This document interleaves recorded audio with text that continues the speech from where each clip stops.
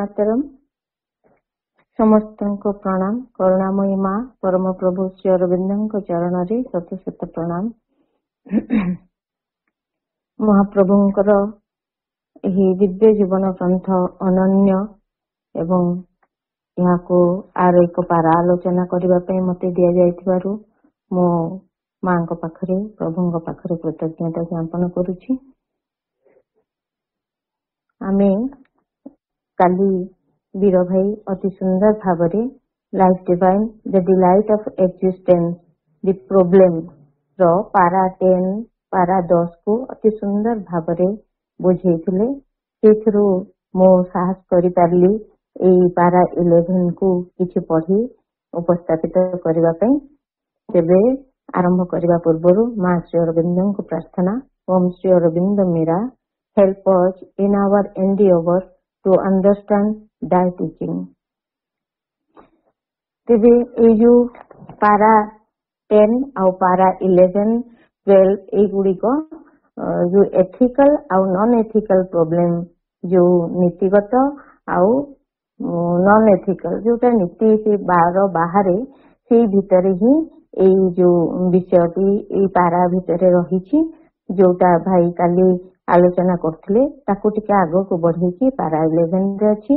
आमे तेबे काली जहा आलोचना हेतिला ताको टिके आमे आखि पकेबा जे प्रभु इथरे कहउचंती जे what is ethical and non ethical.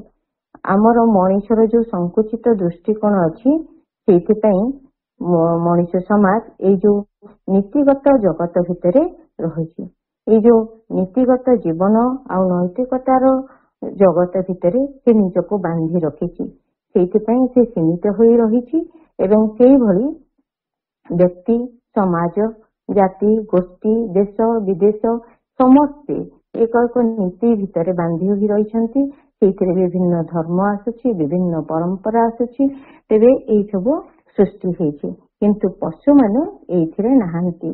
किंतु ए जो नीति नियम सृष्टि होइछि आमे समस्ते जानिछु सब समस्त यह अलग अलग ये सब जनक ठीक है बेले आउ जनक ठीक ही न थाए।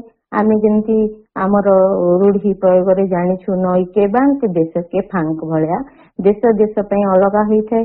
नई रो जेंती धारा अलग अलग आड़े बही जाई थाए सेंती प्रत्येक व्यक्ति व्यक्ति भितरे विभिन्न प्रकार विभेद रही थाए। ये सब विभाजन पई से संकुचन आरंभ होता है। तेणु ये जो विवर्तन प्रोसेस रे समस्त चेतना समस्त अलग अलग भाव अग्रगति करी चली। तेणु आमी जो ये जो सीमित मन भितर रहीछु तेणु प्रत्येक जिनस जो नीतिगत जीवन भितर रहीछु तेबे आम हिसाब रे जदि गोटे जिनस न होउची ताको सेथिपई आमको सेटा भल लागो नहीं। तेने ये सबुर समाधान कौन शेष जो पैराग्राफ 10 रे कहले जे ई जो एथिकल वर्ल्ड रे आमे बंचुछु ताको जदि आमे छाड़ी पारिबो ताहले जाई कि आमे ता ऊपर चेतना रे पहुंची पारिबो एवं नहले सेई भितर ही ये जो गोटे स्टैंड पॉइंट भितर आमे ठिया होई रहिछु आमे अति आराम रे निजको छाड़ी दे अन्य को सब बेले जज करिवारे लागुछु। तेणु यह आमको एक संकुचित दृष्टिकोण दे जाउछि। तेणु आमर चेतना मनोभाव यही सब सीमितता भितर यह रही। तेणु आमको जो प्रकृत ज्ञान टी मिलवा कथा ताहा मिलु नहीं। आमर प्रकृत दृष्टिकोण टी ठीक भाव में हेउनाही किंतु जड़ प्रकृति भितर यही सब नैतिक विचार कार्य करू न थाए। भाई केते सुंदर भाव से पाठचक्र कथा कहूथिले माँ जेमती जेतेबेले आरंभ करथिले से किभली भाव नियम गुड़िक बतई देथिले किंतु माँ को पई एटा नॉन एथिकल थिला किंतु ताको आमे धीरे धीरे गोटे परंपरा गोटे धर्म गोटे नीतिगत जीवन भितर कारण आम चेतना रे आमे जहा बुझुछु ताको नेकी आमे ताको अभ्यास रे परिणत कर देउछु एवं ताको एक नियम रे मध्य बांधी देउछु। तेणु से जो यथार्थ जो नीतिगत जीवन आरंभ केमिति हुए एठू आमे पैराग्राफ 11 रु पढ़िबा। प्रथम में 1 नंबर इथरे 8टी लाइन अछि। प्रथम लाइन रे प्रभु कहउचंती दिस रिकॉइल और dislike is the primary origin of ethics but is not itself ethical. तार ओडियाटी होची एही विराग बा घृणा भाव नीतिगत बोधर निदान हेले मध्य विराग बा घृणा को ही आमे नीतिगत बोध बोली कहि परिबा नाही। कारण ए जो आमे जानिछु आमको जहा सुख आनी देउची ता प्रति आमर आसक्ति रहिछि एवं जहा आमको से सुखर विपरीत जिनस आनी देउची ता प्रति आमे ऑब्वियसली आमे विरक्ति भाव आमर सृष्टि होची। किंतु एहा गोटे नीति नियम भावरे आमे एहा गोटे एथिकल बोली कहि परिबा नाही। किंतु एइथिरु ही जो आमर विरक्ति भावटी सृष्टि होची आ घृणा भाव सृष्टि होची किंबा आमर जो सुख आनंदटी आम हिसाब रे सृष्टि होची तार सेइथिरु ही से नीतिगत बोधटी तार ओरिजिन बोली प्रभु कहउचंती। कारण ए जो तार मूलरू ए जो सुख आ जो विरक्ति भाव जो घृणा भावटी सृष्टि होची तार ओरिजिन ही होची ए जो एथिकलटी एइथिरु ही आरंभ होची। किंतु तथापि मध्य एहा एक नीतिगत बोध नुहे बोली प्रभु कहउचंती। तापर द्वितीय लाइन रे प्रभु कहउचंती the fear of the deer for the tiger the rage of the strong creature against its assailant is a vital recoil of the individual delight of existence from that which threatens it. इधे पशु मानकर कथा को नहीं कि प्रभु कहउचंती जे हरिण बाघ को भय करे आपनार आक्रमणकारी प्रति बलवान प्राणीर मनरे क्रोध बा आक्रोश भी रही थाए। आपना व्यक्तिगत जीवन सत्तार आनंद को विलुप्त करदेबा को आसुथिबा निमित्त प्रति आपनार जुगुप्सा प्रकट करबा को जाई सेई भय बा आक्रोश प्रकाशित होई थाए। जो भय आउ आक्रोशटी से जो समस्त भितर रही थाए से जो आक्रोशटी ही आनंद को आमर क्षीर्ण करिथाए। आमे जानिछु जेतेबेले आनंद आम भितर आसिला माने गोटे मिनिट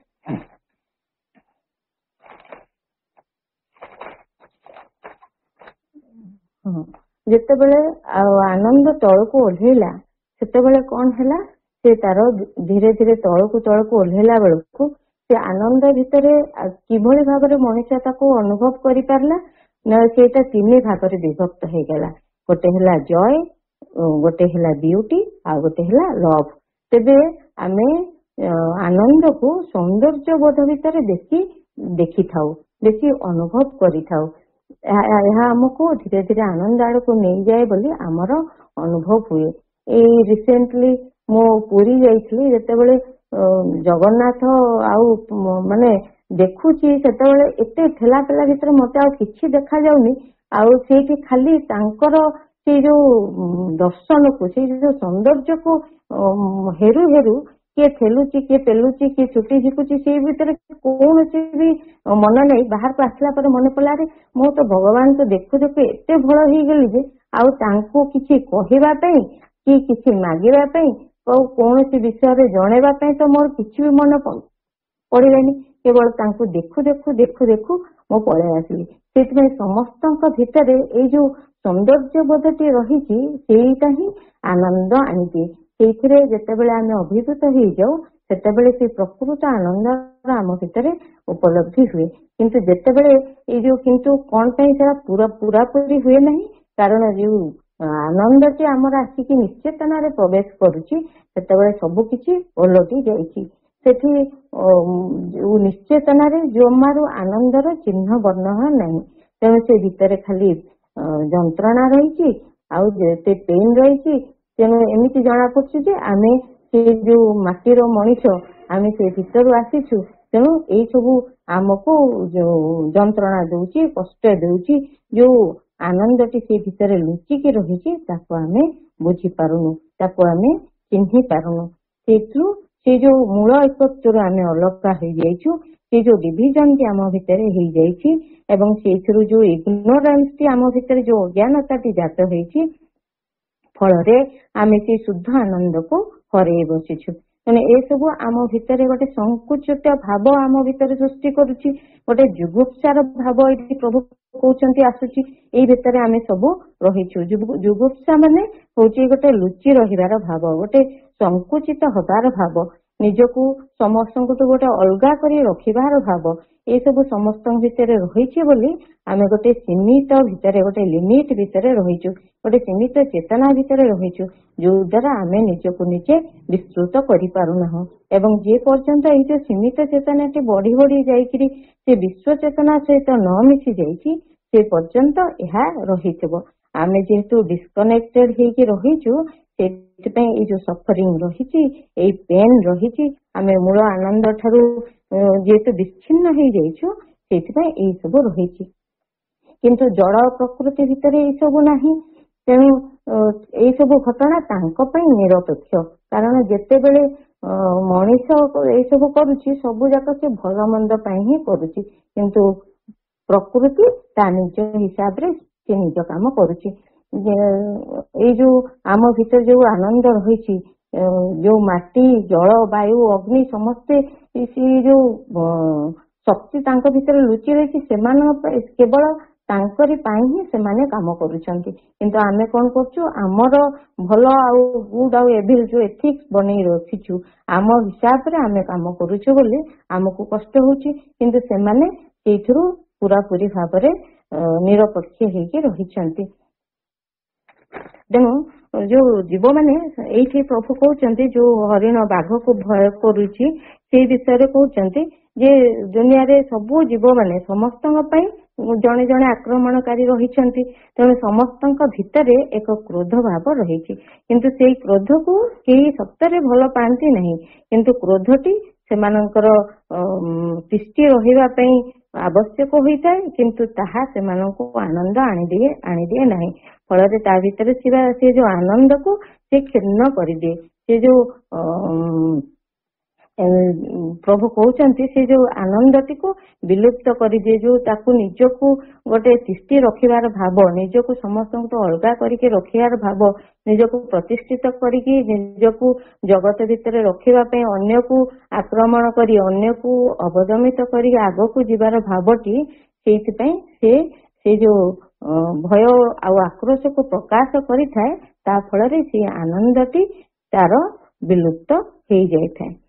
ତୃତୀୟ ଲାଇନରେ କହୁଛନ୍ତି, in the progress of the mentality it refines itself into repugnance, dislike, disapproval. ଓଡ଼ିଆଟି ହଉଛି, ମାନସିକ ବୋଧଭୂମିରେ ପ୍ରଗତି ହବା ସଙ୍ଗେ ସଙ୍ଗେ ଏହି ଯୁଗୁପ୍ସା କ୍ରମେ ଶୋଧିତ ହୋଇ ତୀବ୍ର ଘୃଣା, ବିରାଗ କିମ୍ବା ଅନନୁମୋଦନର ରୂପ ଧାରଣ କରେ। କାରଣ ଆମର ଯୋଉ ମନଟି ବିକଶିତ ହେଇ ଚାଲିଛି, ମଣିଷ ପକ୍ଷରେ ତାର ମନ ବିକାଶ ହୋଇଛି, ଏବଂ ଆମେ ଯୋଉ ଭଲ ଆଉ ମନ୍ଦ ବିଷୟରେ ସେଇ କଥାକୁ ନେଇକି ଯୋଉ ଏଥିକ୍ସ ନନ୍ ଏଥିକ୍ସ ଭିତରେ ଆମେ ସବୁବେଳେ ବାନ୍ଧି ହେଇକି ରହିଛୁ।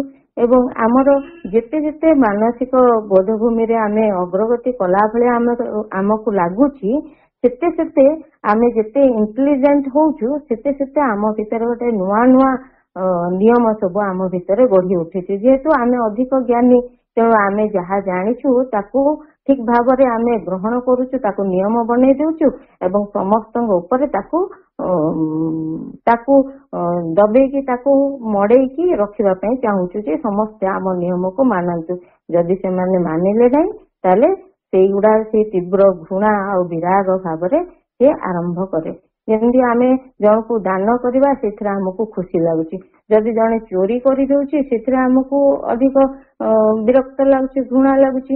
ସେଇଭଳି ଯଦି ଆମେ ଯୋଉ ଆମର ପିଲାମାନଙ୍କ କଥା ନେବା, ଆମ ପିଲାମାନଙ୍କ କଥା, ଆମେ ସମସ୍ତେ ଆମ ସନ୍ତାନ ମାନଙ୍କର ପ୍ରଗତି ଚାହୁଁ, ତାଙ୍କର ଭଲ ଚାହୁଁ। ଗୋଟେ ଭଲ ମଣିଷ ଭଲ ମଣିଷ ଭଳିଆ ସେ ହଉ ବୋଲି ଭଗବାନଙ୍କ ପାଖରେ ପ୍ରାର୍ଥନା କରୁ।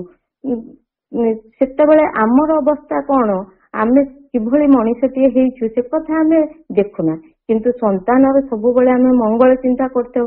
କିନ୍ତୁ ଯେତେବେଳେ ସନ୍ତାନ ମାନେ ଆମ ହିସାବରେ ନ ଯାଆନ୍ତି, କେବେ କେବେ ସେମାନେ ତାଙ୍କ ଚେତନାର ଅଧିକ ତଳକୁ ଖସି ପଡନ୍ତି, बा से किसी पाठ पढ़ंतिनी आम कथा किसी शुणंतिनी यही सब भितर आम भितर एक विरक्ति भाव सृष्टि हुए तेणु आमे ताकू किभली भाବରେ ग्रहण करू आमे धीरे धीरे आम भितर एक घृणा भाव सृष्टि हुए आमे तांको काम को अनुमति अनुमोदन देऊ नहीं तेणु सेईटा ही जहाँ आमे करू आम विरोध रे गले आमे ताकू ग्रहण न करू सेईटा ही आमको आघात देते ताही आमको जंत्रणा आनी दिए ताही आम भितर एक दुख भरी दिए आम भितर से जो जुगुप्सा से जो भय से जो संकोचन प्रभाव ता फल ताही आमको जो गोटे डिसएप्रूवाल बोली बाबू कहते ताही आम पई होई थाए से जो ताही आम पई से जो घृणार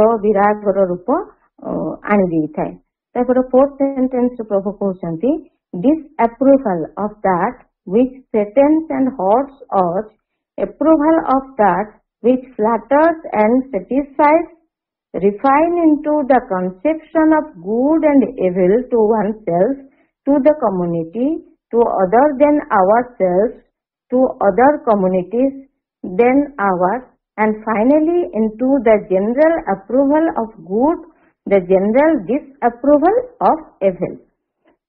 प्रभु ये कहते जहाँ आमको भय देखाए आघात दिए तार अनुमोदन और जहाँ आमर तुष्टि बा संतोष विधान करे ताहार अनुमोदन करिवार अभ्यास क्रमे विशोधित हुई भल और मंदर एक साधारण धारणा रे ही परिणत हुए तेणु आम ए जानिलु बुझिलु जोटा आमको एप्रुवाल दिए जोटा आम हिसाब रे आमर ग्रहण शीलता भितर जाए आम जहाँ ग्रहण करू आम नियम हिसाब रे ता आमको संतोष आनी दिए ता आमको तुष्टि कर दिए किंतु जोटा आम विरोध रे जाए ता आमको जो मंद भली लगे जो गुड आउ एविल रो एठी परसेप्शन देइचंती तेणु सेटा प्रथम निज विषय भल मंद धारणा आरंभ होई जेंती एटा व्यक्तिगत क्षेत्र रे हुए आम पई जोटा गोटे भल गोटे मंद ए सब आम हिसाब रे ही आमे तैयारी करिथाउ बा गोटे नीति नियम ही कि जोटा तैयारी होई थाए जो समाज रे प्रतिष्ठित होई थाए जदि आमे ताकू मानु अंध भाव रे तार कारण न जानी ता बुद्धि विवेक जो मनुष्य को दिया है सेथुरु ही ए सब रो सृष्टि होई थाए तेणु सेटा व्यक्ति क्षेत्र आरंभ होई समाज क्षेत्र रे मध्य से सब जिनस लागू हुए एवं अन्य मानक विषय अन्य समाज गुड़िक विषय परिवेशर एक साधारण नियम भाव भलर अनुमोदन एवं मंदर अनुमोदन करिवार संस्कार रे परिणत हो जाए ए गोटे संस्कार धीरे धीरे से जो समाज रे केते नियम रही गोष्ठी भितर केते नियम रही देश देश रे केते नियम रही से सब भितर से जोटा आमे मानिलु आम पई जोटा भल सेटा भल अन्य मानक पई सेटा मंद कोटा को हिसाब रे आमे जदि न मानिलु देश पई से आमको बाहर कर देले देशद्रोही बोली कहले किंतु अन्य देश रे सेही नियमटे ही ता पई भल एमिति अनेक गुडाए नियम भितर फरक थाए जोटा आम पई भल आ मंदर निर्धारण करि थाए तापर फिफ्थ सेंटेंस रे प्रभु कहउचंती तेणु आमे इथु जानिलु जे जहाँ आमको खुशी आ संतोष आनी देला आमे ताको एप्रुवाल देले आउ जोटा सेथुरु आमर कोन हला गुड आउ बेड रो धारणा आमर याद होला सेथुरु आमर से जो भल आ मंद सेथुरु ही जन्म नेला जहाँ मो पई भल बा मंद ताहाकु नै मो अन्य मानक ऊपर ताको लदिबा को बा थुपिबा को चेष्टा कली फल रे से जो मो हिसाब रे समस्ते सबु चलंतु सबु काम करंतु बोली मु चाहिली तेणु से भली कथा समाज समाज मध्य घटे तेणु नैतिकतार जन्म एठू ही आरंभ हुए जहाँ कले आम भितर भय आसे से आमर असुख जात हुए आमको दुख हुए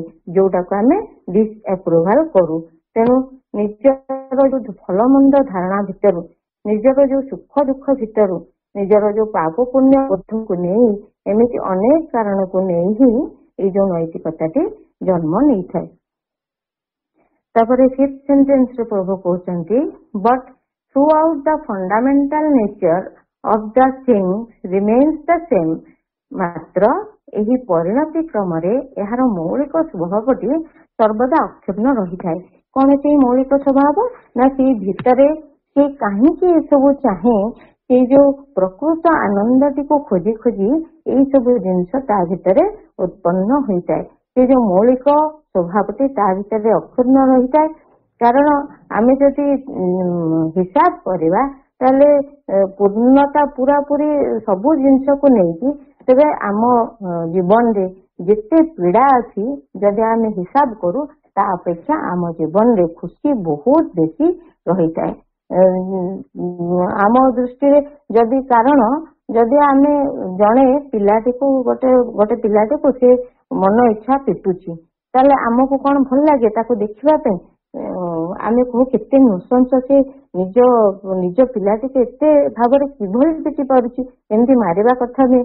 କିନ୍ତୁ ଆମେ ସେଇ କଥାଟି ଯେତେବେଳେ ଭଗବାନଙ୍କ ଉପରେ ଆରୋପ କରୁ, ସେତେବେଳେ ଯେତେବେଳେ ଆମକୁ ଆମ ହିସାବରେ ଦୁଃଖ ପଡେ, ସେତେବେଳେ ଆମେ ଭଗବାନଙ୍କୁ ମଧ୍ୟ ଏଇ କଥାଟି କହିଥାଉ।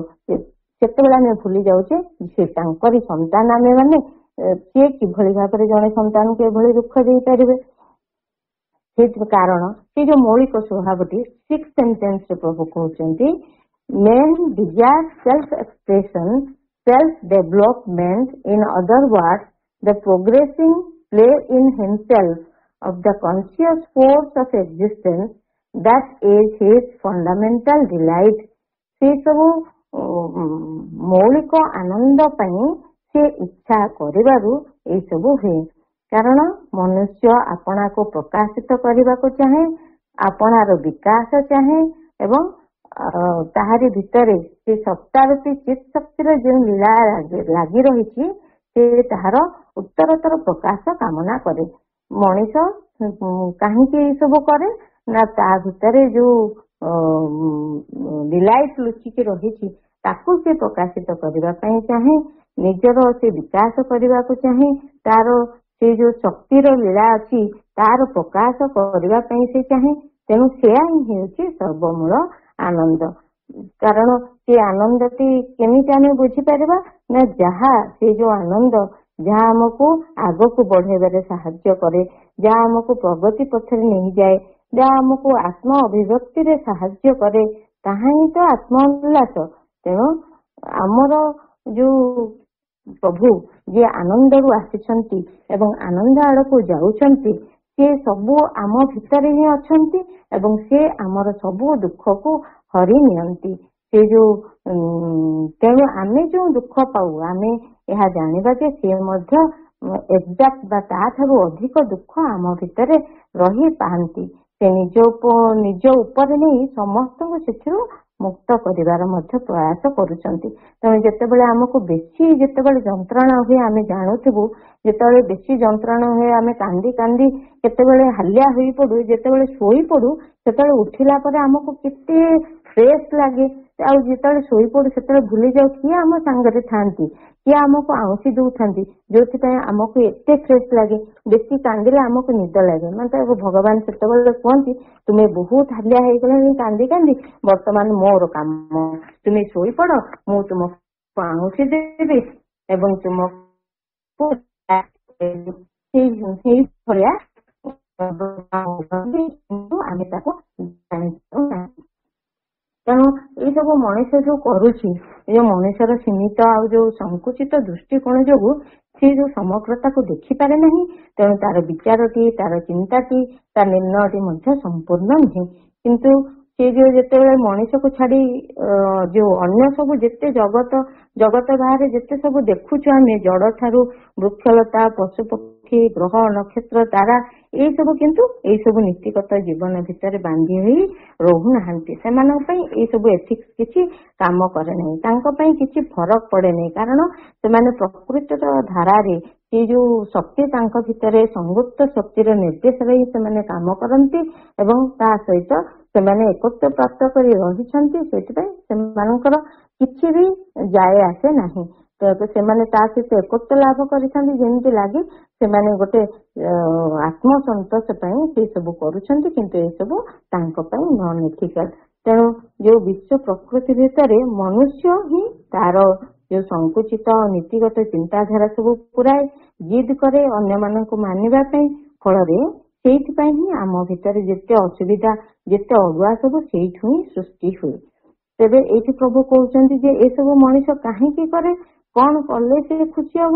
କାହିଁକି ନା ଏଇ ସବୁ ଏଇଠି ଯୋଉ ପ୍ରଭୁ କହିଲେ ସେ ନିଜର ଆତ୍ମ ପରିଚୟ ସୃଷ୍ଟି କରିବା ପାଇଁ ଚାହେଁ, ତାର ବ୍ୟକ୍ତିତ୍ୱକୁ ସମସ୍ତଙ୍କ ଉପରେ ମାନେ ଦେଖେଇ ଦବା ପାଇଁ ଚାହେଁ, କିନ୍ତୁ ସେ ଏଇ ସବୁଥିରୁ କେବଳ ଆନନ୍ଦ ପାଇବା ପାଇଁ ହିଁ କରେ।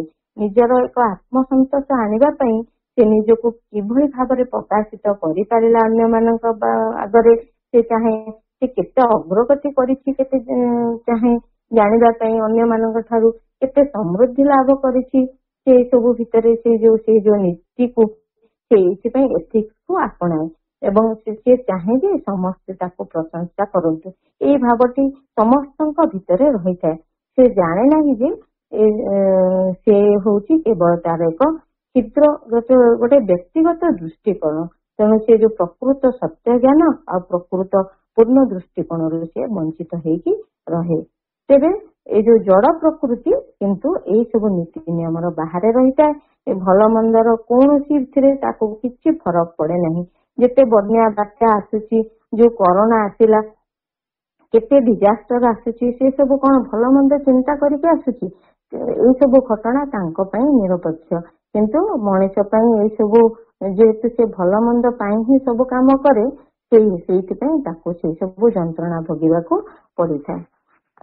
କିନ୍ତୁ ଯୋଉ ପ୍ରଭୁ ସେତେବେଳେ ଯୋଉ କହିଲେ ଯୋଉ ବାଘ ପଶୁ ପକ୍ଷୀ ମାନେ ଅନ୍ୟକୁ ମାରନ୍ତି, ସେମାନଙ୍କୁ କେବଳ ସେମାନଙ୍କର ଖାଦ୍ୟ ଭୋକ ମେଣ୍ଟେଇବା ପାଇଁ ସେମାନେ ମାରନ୍ତି, ତାଙ୍କ ଭିତରେ କୌଣସି ସେ ଭଲ ମନ୍ଦର ଦୃଷ୍ଟିକୋଣଟି ନଥାଏ। କିନ୍ତୁ ମଣିଷ ଯଦି କାହାକୁ ମାରିବ ପରେ ସେ ନିଜକୁ ଦୋଷୀ ଭାବିବ, ସେ ଅନୁତାପ କରୁଛି, ତା ପାଖରେ ଯୋଉ ବିବେକ ଜ୍ଞାନ ଅଛି ସେଇଥିପାଇଁ ସେ ସବୁ କରୁଛି।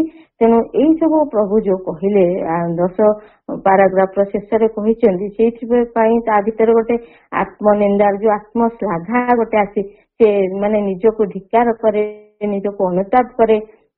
ସେଇଥିପାଇଁ ଏଇଥିରୁ ହିଁ ଯୋଉ ଅନୁତାପ କରେ, ଯୋଉ ଗୋଟେ ଅସ୍ୱସ୍ତି ଭାବ ତା ଭିତରେ ଜାତ ହୁଏ, ସେ ବେଳେ ବେଳେ ଭାବେ କିଛି କାରଣ ନଥାଏ, ଖାଲିଟାରେ ମୋ ପିଲାଟାକୁ ଗାଳି କରିଦେଲି, ପିଲାଟାକୁ ମାରିଦେଲି, କାହିଁକି ଏମିତି କଲି କରିକି ପରେ ସେ ବହୁତ କାନ୍ଦେ, ବହୁତ ଅସ୍ୱସ୍ତି ଭାବ ତା ଭିତରେ ଜାତ ହୁଏ। ସେଇଥିରୁ ହିଁ ଏଇ ସବୁ ନୈତିକତାର ସୃଷ୍ଟି ହୁଏ। ତେଣୁ ଯୋଉ ପ୍ରଭୁ କହିଲେ ଯୋଉ ଆତ୍ମନିନ୍ଦା ଆଉ ଆତ୍ମଧିକ୍କାର ହିଁ ଯୋଉ ପ୍ରକୃତ ନୀତିର ଆରମ୍ଭ ବୋଲି, ସେଇଠୁ ହିଁ ସେଇ ସବୁ ଆରମ୍ଭ ହୋଇଥାଏ। କିନ୍ତୁ ମା ଯେତେବେଳେ କହୁଛନ୍ତି ଛୋଟ ପିଲାଙ୍କୁ ତୁମେ ଅତି କେବେ ବି ମାରିବ ନାହିଁ, କେବେ ବି ତାଙ୍କୁ ତିରସ୍କାର କରିବ ନାହିଁ, କେବେ ବି ତାଙ୍କୁ ଭର୍ତ୍ସନା କରିବ ନାହିଁ, ଯେତେ ଯାହା ହେଇଯାଉ ପଛେ ତାଙ୍କୁ ଅଲଗା ଭାବରେ ସେ ଯେମିତିଆ ଆଘାତ ପ୍ରାପ୍ତ ନହବ ସେଇଭଳି ଭାବରେ ତାକୁ ବ୍ୟବହାର କରିବ। ଏଇ ସବୁ ମା ଯାହା କହୁଛନ୍ତି ସେ ସବୁ ନନ୍ ଏଥିକ୍, କିନ୍ତୁ ଆମେ ତାକୁ ନିୟମରେ ଲଗେଇ ଦଉ, ଆଉ ସେଇ ହିସାବରେ ଆମେ ତାକୁ ଆମେ ଯେତେବେଳେ ମାରୁ ଆମକୁ କିଛି ଲାଗିଲାନି, କିନ୍ତୁ ଯେତେବେଳେ ଅନ୍ୟମାନେ ଏଇ କାମଟି କରନ୍ତି ସେତେବେଳେ ଆମକୁ ବିରକ୍ତ ଲାଗେ। ଏହା ହିଁ ହଉଛି ଆମ ପାଇଁ ଏଥିକ୍ସ। ଏହା ଆମର ଚାରି କଡରେ ଆମେ ଦେଖିଛୁ, ଶତକଡା 90% ଏମିତିଆ ହୁଏ। କାରଣ ଆମେ ଯୋଉ କରୁ ଆମକୁ ସେଇଟା ଆମର ଭୁଲଟି, ଆମର ଯୋଉ ଏଥିକ୍ସ ଯୋଉ ଆମେ ବନେଇଥାଉ ଆମ ପାଇଁ ସେଟା ଲାଗୁ ହୁଏ ନାହିଁ। କିନ୍ତୁ ଅନ୍ୟମାନେ ଯେତେବେଳେ ସେଇ କାମ କରନ୍ତି ସେଇ ନୀତିକୁ ସେଇ ଭାଷାରେ ଆମେ ପ୍ରୟୋଗ କରୁ, ନିଜ ଉପରେ ନ କରି, ତାହା ହିଁ ସେ ଅସୁଖକୁ, ଦୁଃଖ ଯନ୍ତ୍ରଣାକୁ, ଘୃଣା ଭାବକୁ ଡାକି ଆଣେ। ତେଣୁ ତା ଅର୍ଥ ଯଦି ଆମେ ନିଜକୁ ଠକୁଥିବୁ କିନ୍ତୁ ଅନ୍ୟ କେହି ବା ଅନ୍ୟ କାହାକୁ ଠକିବାର ଦେଖିଲେ ଆମକୁ ରାଗ ଲାଗୁଥିବ। ତେଣୁ ଏଇଟା ହିଁ ଆମ ପାଇଁ ଗୋଟେ ଏଥିକ୍ସ ର ଗୋଟେ ନୀତି ନିୟମର ଭାଷା ହୋଇ ହିଁ ରହିଯାଏ। ଏଗୁଡା ଆମେ ସତରେ ତାକୁ ପରିପୂର୍ଣ୍ଣ ଭାବରେ ଆଚରଣ କରିପାରୁ ନାହିଁ। ତେଣୁ ତାପରେ 7th ସେଣ୍ଟେନ୍ସରେ ପ୍ରଭୁ କହୁଛନ୍ତି, whatever thoughts that self-expression, self-development, satisfaction of his progressing self is for him a will, whatever helps, conforms, raises, aggrandizes, ennobles, it is his good। ଓଡ଼ିଆଟା ଏଠି କୁହାହଉଛି, ସେଇ ଯୋଉ ଆତ୍ମ ପ୍ରକାଶ आत्म विकास और आत्म अभिव्यक्ति ए तीनोटी कथा प्रभु ये कहते जहाँ काम आत्म विकास कामना और से उत्तरतर आत्म परिणतिर संतोष विधान जहाँ किसी प्रतिबंधक होई ठिया हुए मनुष्य ताहाकु ही निजर अनर्थ बा मंद बोली कहे।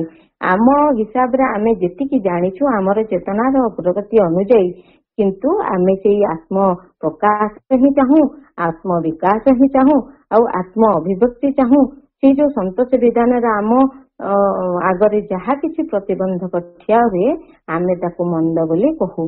यही जो प्रकाश और परिणति क्रम जहाँ किसी आमर सहायक हुए समर्थक बा पोषक रूपे कार्य करे जहाँ किसी एथिरे उदारता आनिदे से ताहाकू आपणार भल बा कल्याण बोली मानि थाए। तेणु नीति कौन जहाँ भल तुम तुम्हें ताहा कर। तेणु ये जो कठोपनिषद रे अच्छी गोटे श्रेयस आ गोटे प्रेयस मनीष आज पर्यंत से प्रेयस पछरे लागिकी रही जोटा साधारण मन क्षेत्र रे तापे भल सी ताकू अति शीघ्र सी जो बाह्यिक स्तर रे ताकू खुशी आनी दउची ताकू आनंद आनी दउची से पछरे लागिकी रही किंतु से जो श्रेयस जोटा सोल रू आसुची से ताकू भूली जाउची। तेणु आमको ये जो श्रेयस आ प्रेयस विषय आम जो पर्यंत डिस्टिंग्विश करि पारि नथिबा से पर्यंत ये जो घृणाटी ये भावटी आम भितरे जो जंत्रणाटी आम भितरे रहिथिबो। तेणु ये जो पर्यंत आम से मनर स्तर रे थिबु से पर्यंत ये मोरालिटी ये जो एथिक्स आम एप्लिकेबल होइथिबो। तेणु आमे जानिछु जीव जंतु क्षेत्र रे वृक्षलता जड़ क्षेत्र रे सब कहीं अप्लाई होनी कारण से माने मनर तल स्तर रे रहिचंती।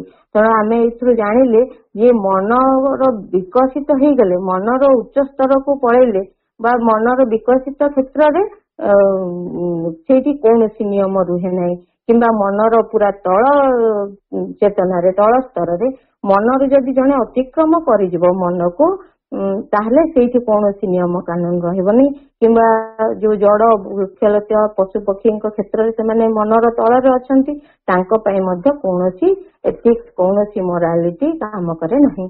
तथापि मनुष्य कौन करे से जो नियम को तार सबु जीवन रो सबु क्षेत्र रे सबु आड़े व्यवहार करे से भूल तार भूल भटका से हुए। तेणु ये प्रभु कहले से जो एथिक्स से बनाउची सेटा कि जेते जेते उच्च स्तर को जीव सेते सेते एथिक्स रो ठीक डेफिनेशन को जानी पारिबो। ये जो फिजिकल लेवल रे एने एटा ठीक भाव से जानी पारिबो नहीं से जो श्रेयस लेवल को जीव से सोल लेवल को गले से ताहा जानी पारिबो। तापरे ए सेंटेंस से प्रभु कहते only his conception of self-development changes, becomes higher and wider, begins to exceed his limited personality, to embrace others, to embrace all in its scope. एठी जो वसुधैव कुटुंबकम जो सनातन धर्म कथा प्रभु कहते से कथाटी कहते ओडियाटी होची आत्म विकास संबंध रे केवल तार धारणाटी ही बदली जाउथाय उच्चतर और अधिक प्रशस्त हेउथाय ताहा केवल आपणा व्यक्ति जीवनर सीमा गुड़ी को डेई जीवाकू आरंभ करे आपणा भितरे अन्य माननकु भी स्थान दिए एवं क्रमे समस्त को आवरी धरिबार आकांक्षा रखिଥାଏ। एही होची सबुठारू मूल मंज कथाटी प्रभु ये कहले जितेबाला पर्यंत से धीरे धीरे ये आनंद को ता भितरे खोजी खोजी ये नीति को जेते जेते से उच्चतर स्तर को जाउथबो तार नीति तार मोरालिटी तार एथिक्स धीरे धीरे बदली बदली जाउथबो। कारण आमे छोट बेले जो विकसित हवा पई छोट बेले पढ़िया पई जो प्रोसेस हमको दिया जाए युवक बेले ताहा न थाए एवं वयस्क होला बेले मध्य ताहा न थाए। कारण छोट बेले जहाँ हमको बता जाए आम ताकू करिथाउ किंतु युवक बेले तार एम्बिशन बढ़ी जाए तार एम अलगा हो जाए तार से गोटे टर्निंग पॉइंट आसे से निजे निजे बुझापी समर्थ हो जाए ता हिसाब रे से पैसा पछरे किए गोड़ाए किए एम पछरे एम्बिशन पछरे गोड़ाए ସେଇଭଳି ଭାବରେ ଲକ୍ଷ୍ୟ ତାଙ୍କର ବିଭିନ୍ନ ଭାବରେ ସେମାନେ ନିର୍ଣ୍ଣୟ କରନ୍ତି। କିନ୍ତୁ ଯେତେବେଳେ ବୟସ୍କ ହୋଇଯାଏ ସେ କଥା ଅଲଗା, ସେମାନେ ଧୀରେ ଧୀରେ ଇନୱାର୍ଡ ହେବାକୁ ଆରମ୍ଭ କରନ୍ତି, ଧୀରେ ଧୀରେ ଆତ୍ମଚିନ୍ତନ ଆଡକୁ ଯିବା ପାଇଁ ତାଙ୍କୁ ଭଲ ଲାଗେ।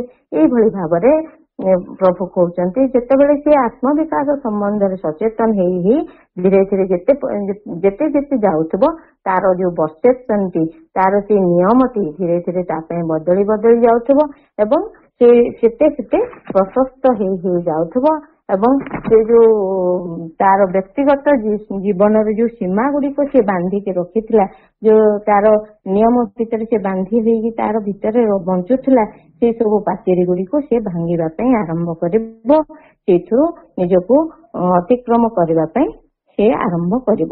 ତେଣୁ ଏଇ ଯୋଉ ନୈତିକତାକୁ ନେଇ ଆମ ଚାରିପଟେ ଆମେ ଏକ ପାଚେରୀ ଯୋଉ ଆମ ଚାରିପଟରେ ବାନ୍ଧି ଦେଇଛୁ, ଯେତେବେଳେ ସେଇ ଯୋଉ ଆତ୍ମବିକାଶର ଧାରାରେ ସେ ଚାଲିଛି, ବିବର୍ତ୍ତନର ପଥରେ ସେ ଚାଲିଛି, ସେ ଧୀରେ ଧୀରେ ଏଇଥିରୁ ନିଜକୁ ଅତିକ୍ରମ କରି କରି ଯିବ ବୋଲି ପ୍ରଭୁ ଏଠି କହୁଛନ୍ତି।